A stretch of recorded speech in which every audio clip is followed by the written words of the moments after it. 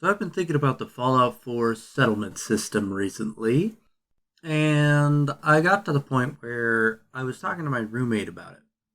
And we came up with a system that we liked better than the base game. But before we get to that, I'd like to talk about why I think that the system doesn't work.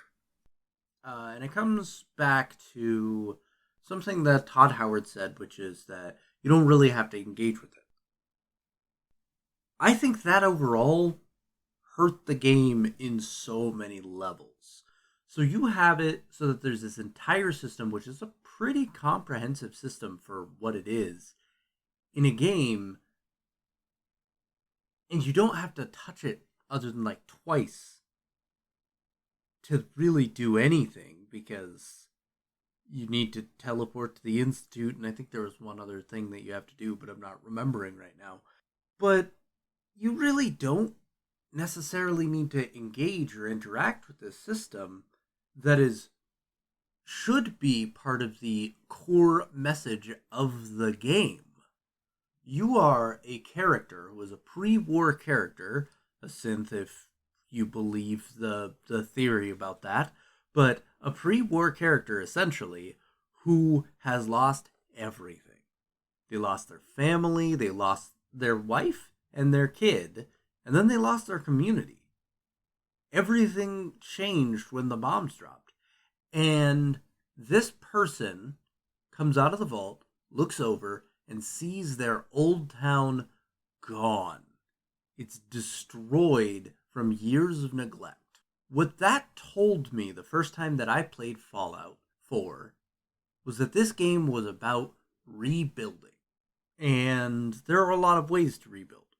There is rebuilding militarily, violent rebuilding, by choosing to destroy the things that are stopping progress from happening. This is not necessarily the best way to rebuild, but sometimes it is necessary. There is community rebuilding, doing quests for people, making sure that they're okay, and doing generous things to make sure that they can do what they need to. There's also just plain rebuilding.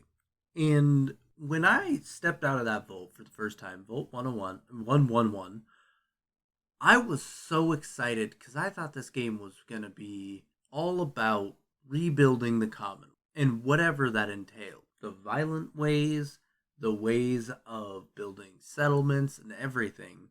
Because I had heard about settlements, I hadn't really heard about what Todd Howard had mentioned about them, but I was excited because it meant I was going to be able to foster these communities. Then I played the game, and I have 704 hours on record for this game.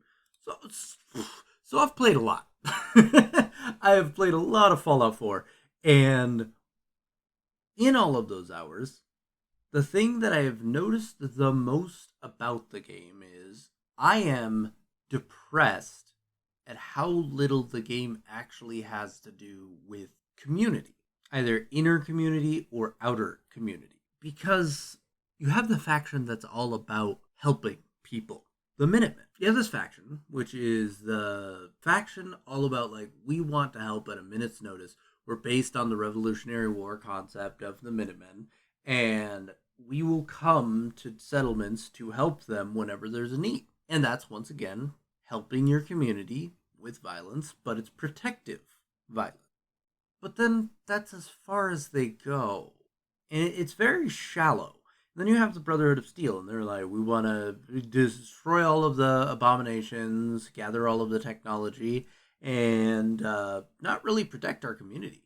They're kind of, I would say, the Brotherhood of Steel are both what the Minutemen should strive to be in their power projection with how strong they are, but also what the Minutemen cannot become. Because the Fallout 3 Brotherhood, people say they don't really like them because they're not really like the Brotherhood from previous games, and I tend to agree with that.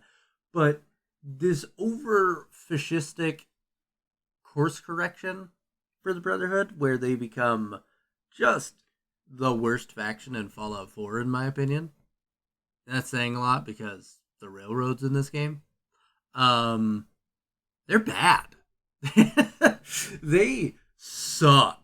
And like you get there, you help out Dance, you destroy all the ghouls, you're talking to them, and they're just like, yeah, civilian, we're gonna go to the Arctic Systems and grab some technology, or you're coming with us. Okay, go there, and then you get the Pridwin, and it's like, oh yeah, we're gonna kill all of the synths. It's like, okay. The Brotherhood, in my mind, and this is something that I saw in the first games, Fallout 1 and 2, and 3 actually, is they're open with working with others if it benefits them. And not just that, they think that they are the people who need to shepherd technology. They aren't necessarily restrictive with that technology. Sometimes they are, like in New Vegas, which is, the Brotherhood as they are extreme. They kill people when their technology is leaked. But that also seems like it's a certain subsection and department of the Brotherhood of Steel, not the full Brotherhood of Steel. It was an unauthorized use of their technology, therefore they had to go and eliminate those people because that could become a threat to them. And that makes a lot of sense for the heightened security of that Brotherhood, the New Vegas ones, because they were basically annihilated and they're stuck in their tiny little bunker that is a failing bunker, and they're hiding from everyone because they lost a war. What about the Fallout 4 ones? They had Elder Lyons, who was this really cool dude who was like, I want to protect people. Our mission of technology isn't as important as eliminating the super mutant and ghoul threats, because those are what are hurting the people in this region. And we are going to be continuing to do our technology stuff by doing Project Purity and by doing Liberty Prime, by building these things that are helping the Brotherhood, but not necessarily only helping the Brotherhood. They help other people on top of that. And the Outcasts are rightfully annoyed by this because they're like, you have abandoned half of our mission statement. We are not going to be a part of this. And they leave. And that's perfectly within their rights to do so. And then you have the Brotherhood of Steel from Fallout 4, where it turns out Elder Lyons and his child, Sarah Lyons, both died. So then the leadership fell on to young Arthur Maxon, who then brought back together the Outcasts and his own people from the Brotherhood who didn't leave the Brotherhood, and was able to galvanize them to become much closer to what the West Coast Brotherhood is, but course corrected so they're a little bit more extreme. That's kind of what I think the point of what they were going for was. I don't think it hit, but I think that's what they're going for when it comes to this Brotherhood. So, my biggest problem with this Brotherhood was actually that they came in on the Pridwin and the lore of the Pridwin from what it seems like they are implying with it, which is that the Brotherhood, who were helping out in the Wasteland and did this Project Purity thing and were doing all of this good work around the capital Wasteland, they gained this leadership, and then they instantly betrayed one of their most allied settlements and ripped out their reactor to be able to build this ship. They also talk about how this ship is actually kind of dangerous because it's got flammable gases. So it could just fall apart at any time because someone lobbed something at it and it explodes, which is what happens if you attack them. It's just like you shoot it a couple of times, it crashes and burns almost instantly. It's like, okay, why bring this thing with all of your leadership that could just end your existence? That's weird. That's so weird. It also, like, the implications of one of the Creation Club things that they abandoned the GNR, the Galaxy News Radio. Three Dog is no longer around, which that's fine, whatever. But the fact that they abandoned their Citadel for what seems like no reason is kind of odd. On top of that, You then have, the Brotherhood who show up and everything, and they're pretty cool guys. Just they want to steal all your food so they can protect you better. Definitely protect you better. And then they don't change their mind at all. So, like, a big tangent here, because I want to talk about the settlement system, but this is kind of important to it because I'm going to talk about what I think the dichotomy between the Minutemen and the Brotherhood should be. So, as I've mentioned, this Brotherhood that we got in the game is very fascistic and very much like a glorified armored raider faction in the end of things. Because they just take and they take and they take. Rather than having it so it's something where they're setting up deals with people, but it's very much a coercive deal where they are taking people at gun. Because they are. They're like, we're way more powerful than you, so we need to take this. So with them, the way they are, I think they need to play up the threat of the synths and be using that in their marketing to be able to get the food they need from people in settlements, being like, we're the only thing that can fight the Institute. We're the only thing that can fight these synths. So you have to protect us, or we have to get your food so you can get our protection, kind of thing. Makes perfect sense to me to have it so they're that kind of way. But then with that, I think the biggest problem is Arthur in Fallout 3 was a smart kid. Maybe not that fleshed out. Maybe, not necessarily destined for the glory of becoming the Elder Maxon that we see in the game, but he seems like he's a smart kid. I think he would understand that he needs this rhetoric to keep the two halves of the Brotherhood whole once again.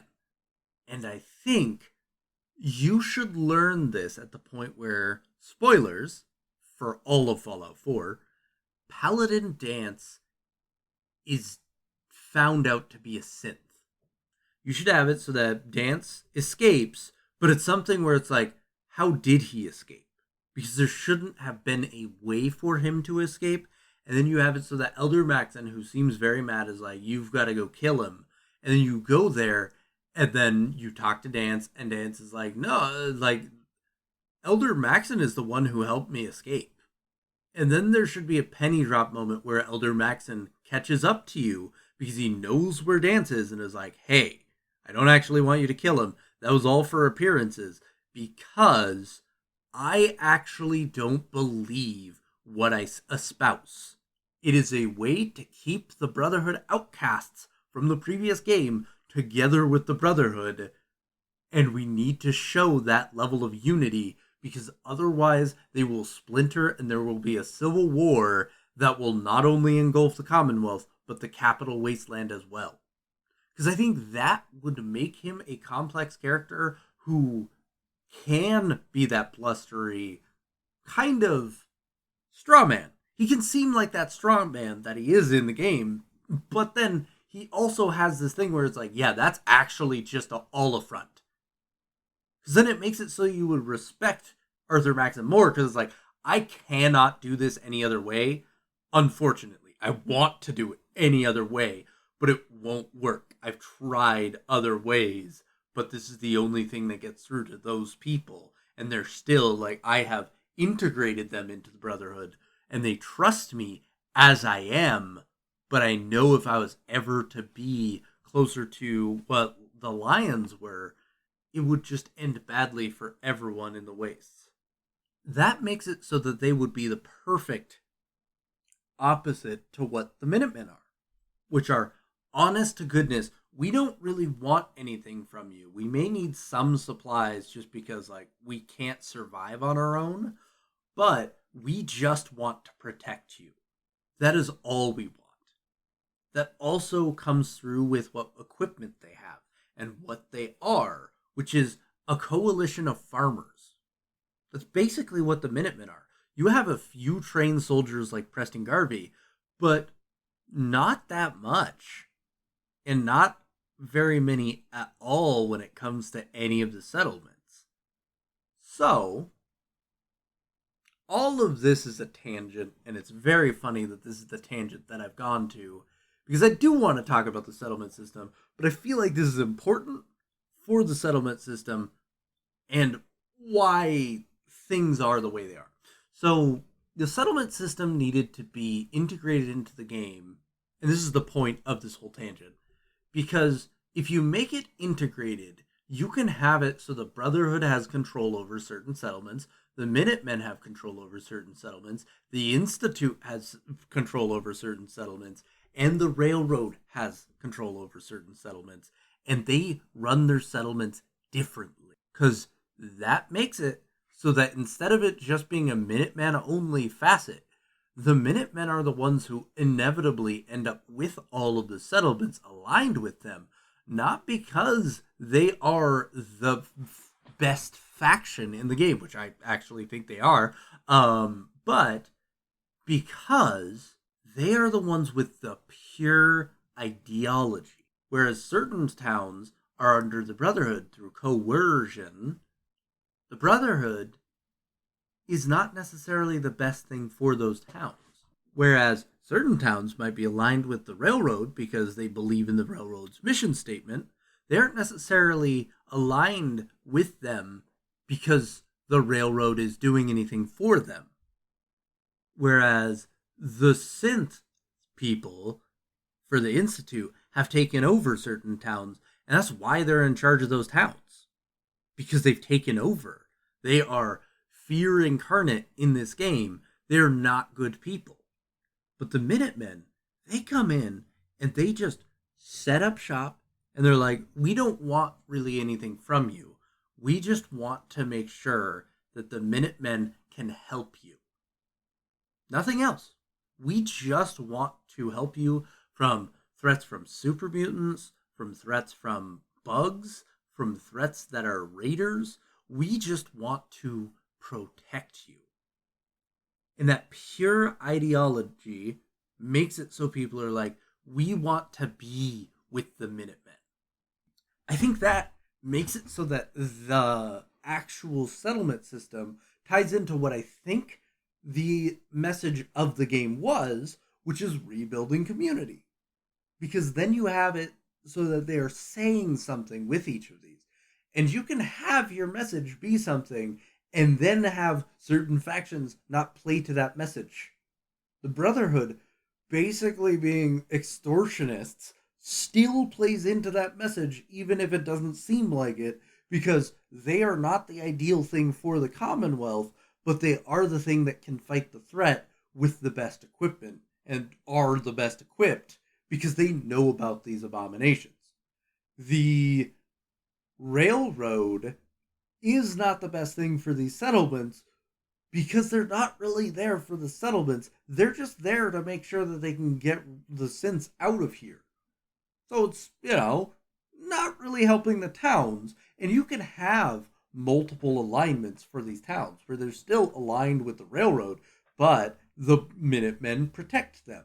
You can have it so they're like, we believe in the Brotherhood's cause, we're giving them supplies, but the Minutemen are the ones we prefer to protect us because the Minutemen we believe in. The Institute, I think, is the one that people should always be like, we don't want to have them in our towns because they're kind of evil and they don't do anything beneficial in the base game.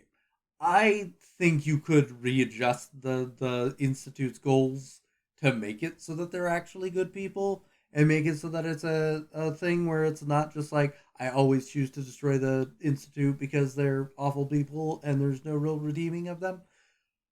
That's not the point of this video. So, how do we make this settlement system, now that I am 20 minutes into this video, how do we make it so that this settlement system makes sense with this new theme of community? The settlement system as it is, as Todd espoused, is something you don't really have to engage with. And I disagree with the philosophy of how they did that, as I have mentioned and also hopefully explained a little bit of why I think that's true in the last 22 minutes now. Settlements should be something that you feel accomplished for completing. And with that, you can have it so there's a less hands on way and a way that is hands on. And it's all down to choice. So, once again, playing into player choice. And this is how I would do it. You start the game, you get out of Vault 111, you go to Sanctuary, which is destroyed. You talk to Codsworth, he's like, oh, we need to find our family, go around, figure that out, that they're not there. Then he's like, well, there were some people in Concord. Maybe they can help you find your family. And instead of Codsworth saying that they were heavily armed, you could just have him say, yeah, a group of peaceful settlers recently moved into Concord. Don't need to have it so that it's something where he's like, yeah, they're heavily armed or whatever, because why would he know that? Like, that either means that the Raiders were there and Preston got into the town and was a dummy and didn't realize it, which I don't think Preston's a dumb person. I think that he's just unlucky. And that's a very different experience. But the alternative is Preston shot Codsworth and was like, there's a robot! Fuck! And just starts unloading on him. And he's like, well, they're violent. I don't know what to tell you. Which is crazy to me. And it makes me laugh so hard with the visual of just Codsworth getting unloaded on as Preston just screams because there's a robot. And Codsworth is just like, okay, I'm going back home. It's so funny to me. So, anyways, you go off to Concord and you end up going to the community center where there is a firefight. Not the Museum of Liberty, that could be another location here. But the place we should go to is the community center that you were talking about in the intro, because that thematically ties in to then the settlements, because it's community and it should be all about community for this game and its theming. But anyways, you go into Concord, you help out Preston and crew. He's like, thank you so much. We're going to go off to this place we've heard about from Mama Murphy's visions, and we're gonna head there. And you're like, actually, I'm from there. That was my home before the war. And everyone's like, before the war? What do you mean? And you're like, I was frozen for what seems like 200 years from what Codsworth tells me. So, like, you guys are welcome to build there. And then you go off, and they know that right away. I think that's important that they know that. Even with your other responses, I think that should be something that is let slip, or is something that you tell them with all of the options. Sarcastically, angrily, rejectedly, or happily, or whatever the F the four options are. You go back there, you get to Sanctuary, and instead of having it so that you can just build in the entire town right away, have it so that where the workshop is, that building plus the garden plot behind it and the road are all you get to build from. Or have it so that the first building where the bridge is where the workshop actually is. Because you need to have it so the first three things you can build are a plot for water, a plot for food, and a plot for shelter. What I want to do with the settlement system is have it so that instead of having it so you get the whole town, you get specific plots of land that you can assign people to as they are in charge of that area. What does this do to make it so that the settlement system feels different? This makes it so that when you do the settlement system, you have two choices. You can either assign people to these plots. So, like with bedding, water, and food, you could have it so you set up June as the food guy, Marcy as the water person, and Sturgis as the bedding guy. the shelter person. So they work on their needs first, and then after their needs are made up, they can then expand to make it so the town is a little bigger and a little bigger until you've taken up that original plot of land. And I think this fixes one of my biggest problems with the settlement system, which I'll explain in a moment. So if you have it by plots, and you have the first plot just be like a square of land that you can then either choose to build that up yourself or have someone else assigned to it, you can then have a quest with that. And this is where your Radiant quests primarily would come from, where they're asking you for resources to build those locations. Instead of having it as like, yeah, we're going to have you build everything for our town, and we're never going to do anything around here. It makes it so that it feels like you're helping them assign the people who are best for this work, but they are doing the work for building these towns. Unless you choose to then supersede what they are doing and build it yourself, which you can either choose to do at the end of the whole process or just choose to do it from the beginning and do all of the stuff yourself. So instead of having it so that Preston Garvey is always like, another settlement needs your help, he's like, hey, these people need some resources. Can you go and get those? I know you are experienced and you are able to like delve into these places because I saw how good you are at combat. I can help you go there, but for now I need to protect these people until they're squared away, so then you can go off and do all of that stuff. So this ties into the greater theme of what I think the game is about, which is community. It also makes it so that you can then grow that settlement in a way that feels natural, and you earn something at the end of the full settlement, which is your house that you lived in pre-war is what the last plot is, and that is not assignable to other people. You build it yourself. It is something where you get the best of both worlds, where you can choose to build these settlements. You can choose not to engage with them, but then you earn your house at the end of that settlement. And you get a player home at the end of every single settlement. I think 30 is way too much for settlements. I think that certain settlements should refuse to allow you to build. They should be like, hey, we want our own autonomy here. So like, we'll ask you for resources, we'll ask you for protection, and we will then send our people to help the Minutemen, but we're not doing that kind of thing. That makes a lot more sense to do it that way. Because, like, why would Blake Abernathy, who watched his daughter gunned down in front of him, want to give away his rights to be able to build his farm to anyone else? That's crazy. That's crazy. I would be like, if I was Blake in that moment, be like, I'm never letting anyone touch my stuff. I will, on the other hand, help people, and I will help protect people, and I will accept this protection because it's not really asking him for anything in return. Finch Farm, very similar. Like, we don't like these forged guys who are coming around trying to extort things out of us. Why would they want to help the Brotherhood? And why would they want to have it so that the Minutemen move in and take away their stuff? Like building autonomy and stuff. That doesn't make sense.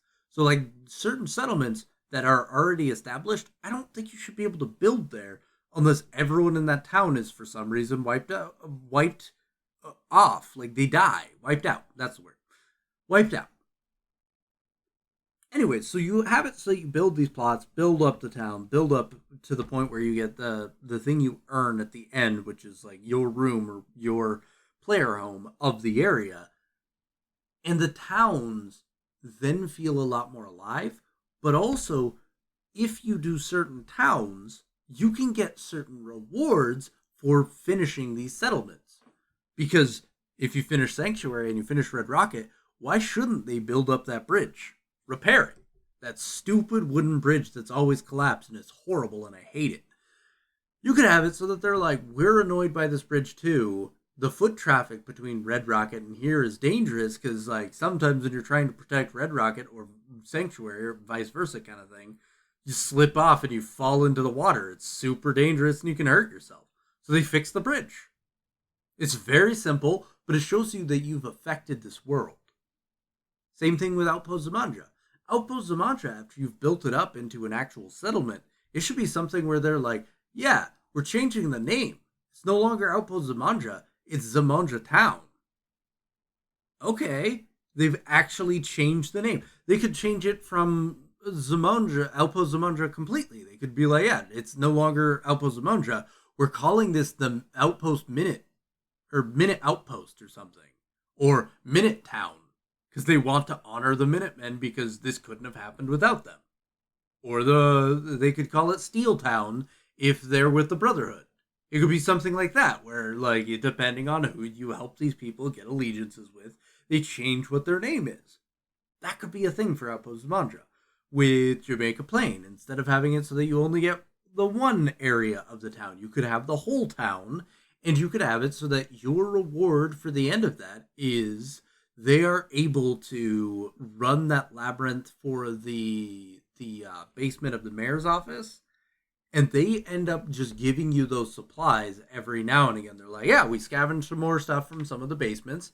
Here's all of that stuff. Like, you get it. We undid the traps in this area, so now you can do it a lot more safely if you want to. We left the stuff untouched, or something like that. With the castle, the armory is the natural thing that you get rewarded with after you finish the town. That could then be your player home for that area. Is like, you now have the armory as your thing, and that's like your player home if you want it. With Red Rocket, you could get the garage in the center of the entire settlement. They're like, we're giving you the best spot because we know you like to tinker with your power armor. With something like Vault 88, your big reward there could be like, yeah, you've built this functioning vault and everything, but now they are transporting fresh water to every settlement that is aligned with you. That would be awesome. Like, it's like, yeah, we have the freshwater chip and everything, so we are actually starting to export that to everywhere in the wasteland. With certain towns, you could have it so that they start trading with Diamond City, Bunker Hill, as well as Vault 81, and have it so that they go, and Good Neighbor, and you can see your provisioners or your people from that town randomly in those locations. So, like in Diamond City, Blake Abernathy talks about how sometimes he does the farm, or he does the storefront in Diamond City, but we never see him there. But what if in this version we have it so that after he is aligned with the Minutemen, he doesn't give them building autonomy, but you can see him there, and he's not just there, but a Minuteman is there with him and is like, yo, we love his produce. Would you like to join the Minutemen, kind of thing, to people around Diamond City? You don't need to have it so everywhere that you're aligned with is a buildable settlement. And you also don't have to have it so you build these settlements yourself. You can plug someone in and not worry about it. Kind of like Sim Settlements. Sim Settlements isn't exactly what I would want for this system. I love how Sim Settlements is. I think that is a more complicated version of what I want, because that's like down to the house kind of thing, which is awesome. I love Sim Settlements. I've used it a few times just because I like to have fleshed out towns.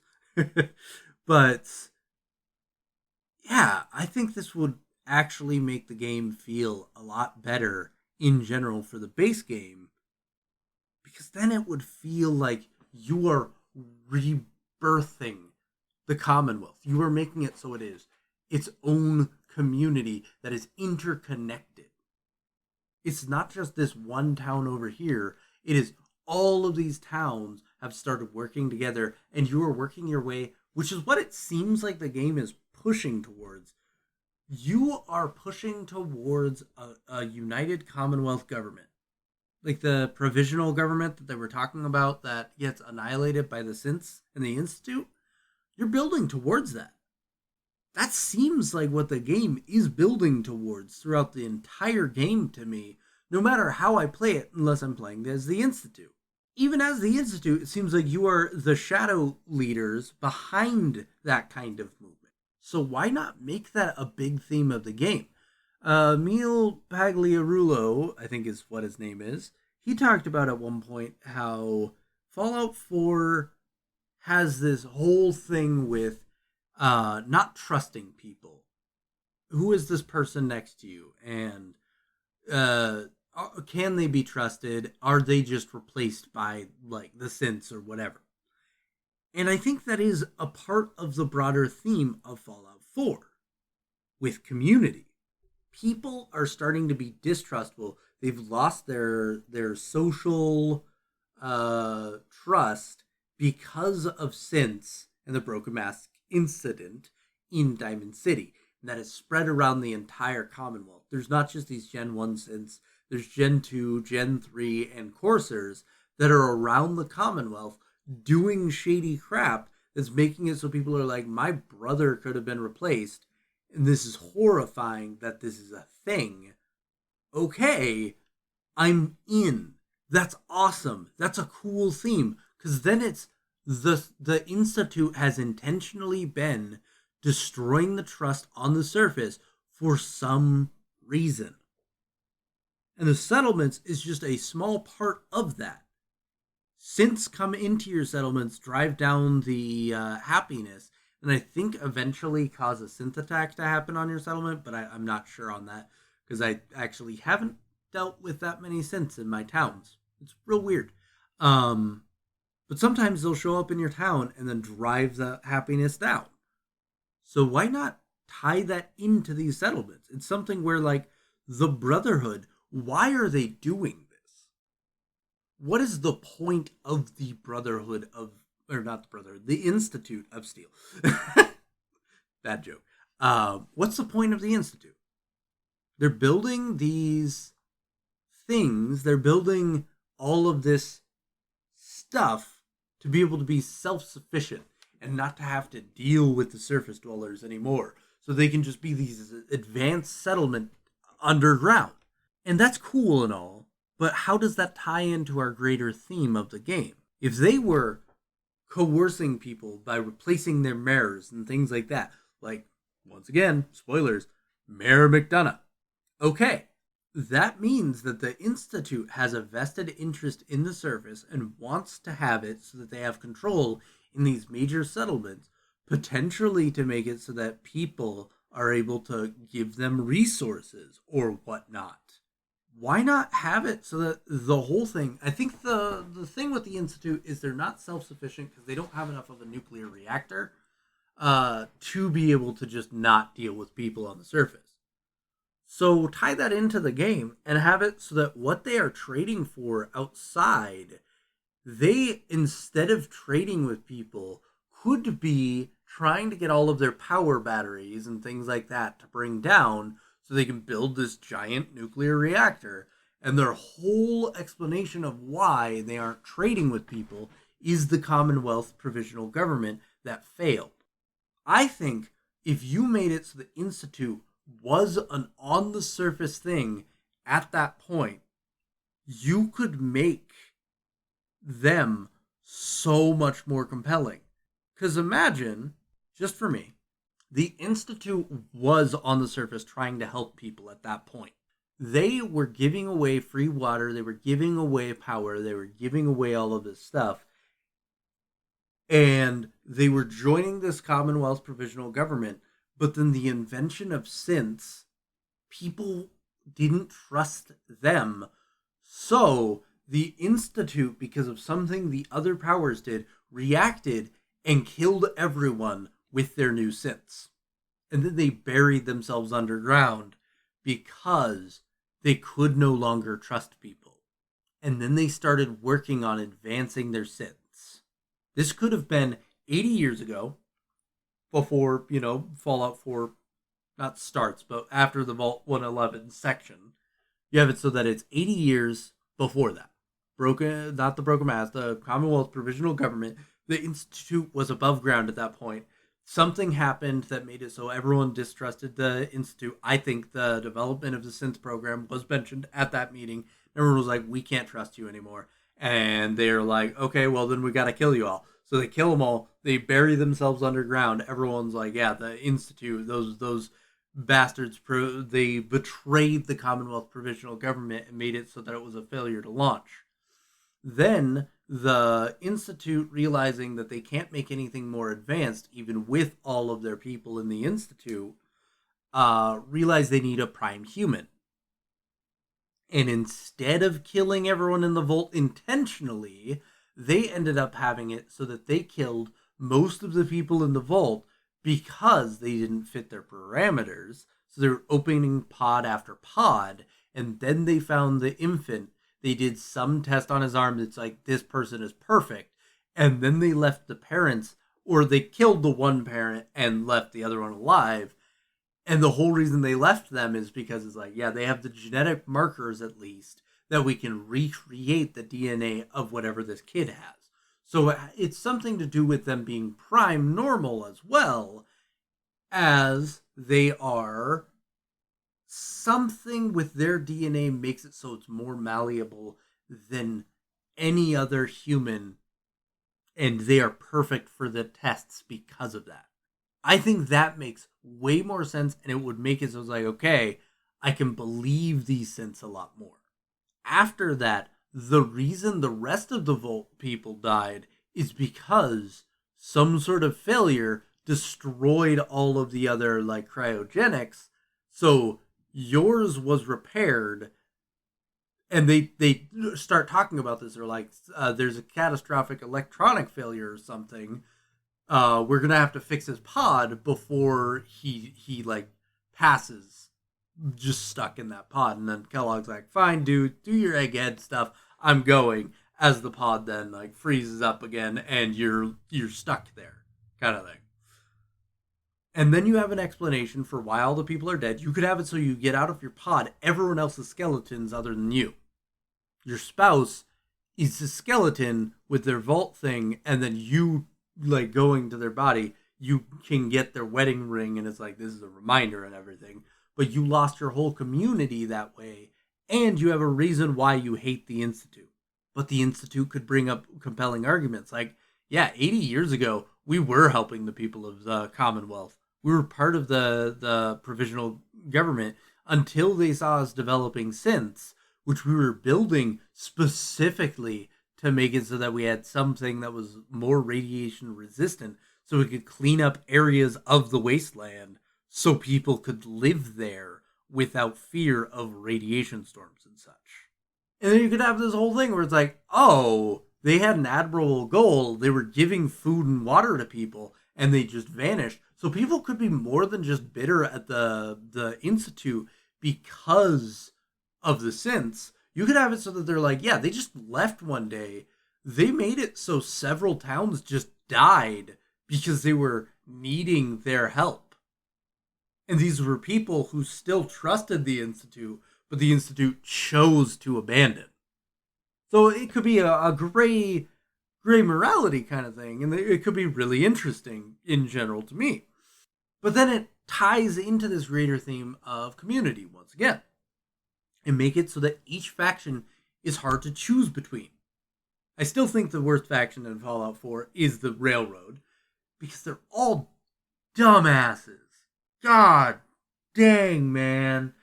The Brotherhood, they're at least like, hey, we're here to like take technology, and we are the shepherds of technology. We want to fight anything that's an abomination. Makes sense. Minutemen, we want to protect people. Makes sense. The Institute, we want to have it so that we're left alone, even though we have a bunch of people on the surface who are, meddling in the affairs of everyone. But that's more of because we need to keep everyone's arm tied behind their back. Makes sense to me. The Railroad. We want to, make it so that synths are free. Because we need an allusion in this game to the railroad, the Underground Railroad from history, Americana, without any extra thought into it. Okay, so what are we going to do? Oh, we're going to steal a vertibird and somehow learn how to fly it in 10 minutes. And then we're going to just wing it for everything. For everything. We're going to wing everything. What? That's crazy. The railroad could have been this thing where it's like, okay, small change for the railroad. They are the people who the Institute failed 80 years ago. They are also the people who, in the provisional government, were like, yo, that's not okay to enslave these beings. The Institute then killed their leaders, who maybe one of them survived and was able to get back to them and tell them all about this, which then led to all of the people in the railroad being like, we need to resist the Institute at every opportunity.